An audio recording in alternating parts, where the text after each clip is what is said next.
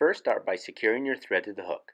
Once it's nice and secure, snip off the excess thread. The first thing we're going to tie on is the wing material. Secure that down right on top of the shank of the hook, and then secure it down by wrapping your thread back so that you're roughly at a 45-degree angle from the point of the hook. Now bring your thread back forward to secure down any loose ends, and then bring it back to where you stopped securing down the wing fiber. The body of this fly is going to be made out of Loco Foam. Take a 1/4-inch strip and secure it down right there at the bend of the hook. Be sure when you do secure it down that the shiny side of the foam is facing up.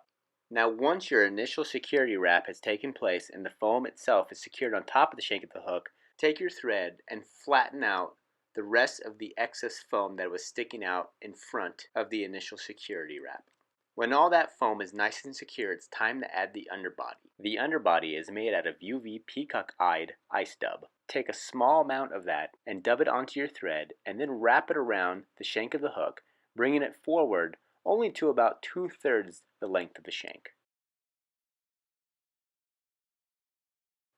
Once you've hit your 2/3 point, bring the rest of the foam forward and secure it down right there at that same stopping point. Once that is nice and secure, pull back the rest of your foam and then bring your thread forward just behind the eye. Now push your foam back down so that it's flat against the shank of the hook and secure it down right behind the eye. Once your foam is nice and secure, go in between the eye and that 2/3 point and secure down any of the loose foam that's in between those 2 points. Once all that foam is nice and secure, we're going to add that same ice dub right in the thorax of the fly. Once you've built up the ice dub in that little thorax area, it's time to fold the wing forward and secure it down right at that 2/3 point. When that's nice and secure, bring both the wing and the foam back and secure them both at that 2/3 point. Once that is nice and secure, you've created the head of the fly.